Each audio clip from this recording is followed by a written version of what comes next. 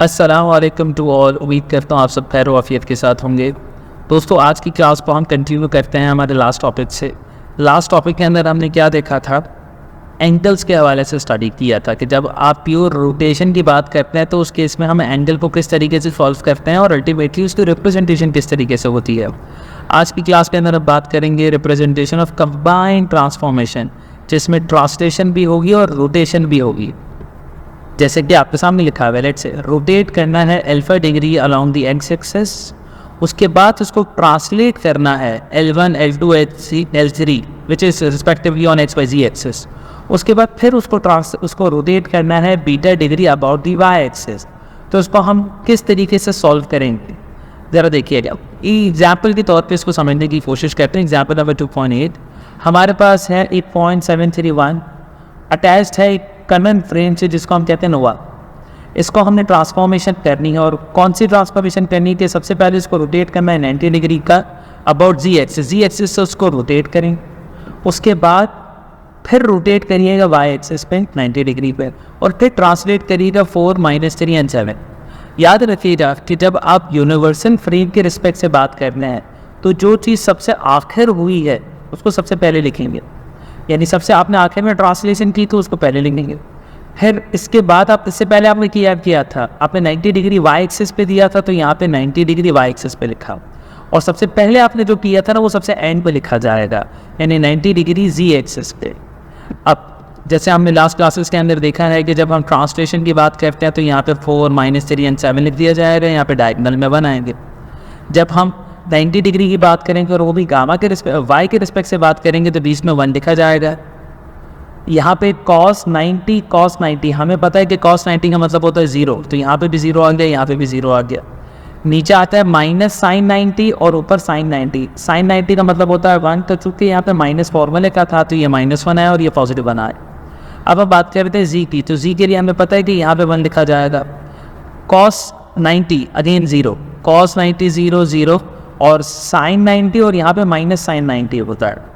तो ये हमारे पास रोटेशंस आ गई और ओरिजिनली हमारे पास जो फ्रेम मौजूद था वो मौजूद था 731 का, जो कि ये रहा सवाल के अंदर के मैथन।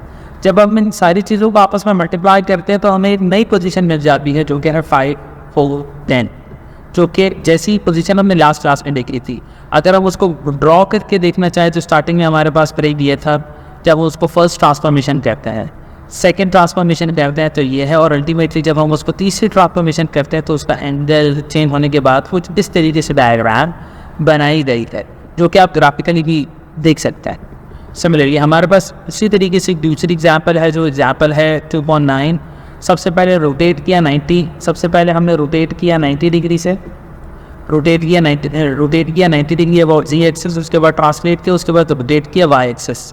तो देखिएगा वाई एक्सिस से 90 पहले, फिर ट्रांसलेट पर रोटेट जेड एक्सिस। जैसे मैंने आपको पहले वाले एग्जाम्पल में बताया था वैसे तीनों मैट्रिक्स आपने लिखे, इन सबको आपस में जब आप मल्टीप्लाई करेंगे तो इस टाइप में आंसर आएगा, और आप अगर चाहें तो इसको ड्रॉ करके भी बता सकते हैं, जो कि हमने क्लास के अंदर डिस्कस भी किया था। सिमिलरली अब एक इंटरेस्टिंग बात है एग्जाम्पल नंबर 2.10 के अंदर। अब हम ये कह रहे हैं कि अब हमें ट्रांसलेट करना है, रोटेट करना है 90 डिग्री का ई एक्सिस से, देन ट्रांसलेट करना चाहते हैं 4, -3, 7 नोवा के एक्सिस से, और फिर रोटेट करना चाहते हैं 90 डिग्री का ओ के रिस्पेक्ट से। इन दोनों सवाल में फ़र्क देखिएगा। एग्जाम्पल नंबर 2.10 के अंदर हम किसके रिस्पेक्ट से बात कर रहे हैं, करंट फ्रेम के रिस्पेक्ट से बात कर रहे हैं, जो कि है नोवा के। मगर इससे पहले वाली एग्जाम्पल जो भी हम देखें तो उसके अंदर हम किस यूनिवर्सल फ्रेम के रिस्पेक्ट से बात करते थे, जिसके अंदर हम Z, X और Y की बात करते थे। तो इसके अंदर मैंने आपको ये सिखाया था कि जो कि सबसे आखिर में लिखा जाएगा वो पहले लिखा जाएगा, फिर उसके बाद उससे पहले, फिर उसके बाद उससे पहले। ये किसकी बात थी, जब हम यूनिवर्सल फ्रेम की बात करते थे। करंटली जो हमारे पास एग्जाम्पल मौजूद है उसके अंदर हम बात करते हैं करंट फ्रेम के रिस्पेक्ट से। इसके अंदर ये कानून नहीं है, ये ज़रा सिंपल है। इसके अंदर जो चीज़ पहले लिखी जाएगी उसी को आप पहले लिख लेंगे। यहाँ पे है ए डिग्री, ए एक्सिस से 90 डिग्री देना है, तो इसकी जो इक्वेशन बनेगी आप देखें, ए के अक्रॉस अराउंड 90 डिग्री का एंगल। फिर उसके बाद क्या है, ट्रांसलेट करना है इससे और फिर रोटेट करना है ओ से 90 डिग्री तक। तो जिस ऑर्डर में गिवन है वही सेम ऑर्डर फॉलो होगा। ये याद रखिएगा, करंट फ्रेम में सेम ऑर्डर फॉलो होगा और जो यूनिवर्सल फ्रेम है उसमें रिवर्स ऑर्डर फॉलो होगा। तो जब आप इन सारी चीज़ों को आपस में मल्टीप्लाई करेंगे, नोवा ए का मतलब है जी, तो देखिएगा यहाँ पे 1 दे दिया, cos 90 ये 0 हो गया, sin 90 और ये माइनस sin 90, सही। फिर ये ट्रांसलेशन के अंदर ये 4 - 3 7 और रोटेशन ओ, यानी ये y की बात हो रही है, तो cos 90 ये माइनस sin 90 और ये पॉजिटिव sin 90। जब हम इस सब को आपस में मल्टीप्लाई करेंगे तो हमारे पास आंसर आएगा ये 0 5 0 एक्सेट्रा। इसी तरीके से आप एग्जाम्पल नंबर 2.11 सॉल्व कर सकते हैं। इसी तरीके से आप एग्जाम्पल नंबर 2.12 सॉल्व कर सकते हैं। तो हमारे पास ये लेक्चर यहीं पे ख़त्म होता है। नेक्स्ट लेक्चर के अंदर हम बात करेंगे इनवर्स ऑफ ट्रांसफॉर्मेशन की। उम्मीद करता हूँ आपको मेरा ये लेक्चर समझ आया होगा, पसंद आया होगा। Thank you very much.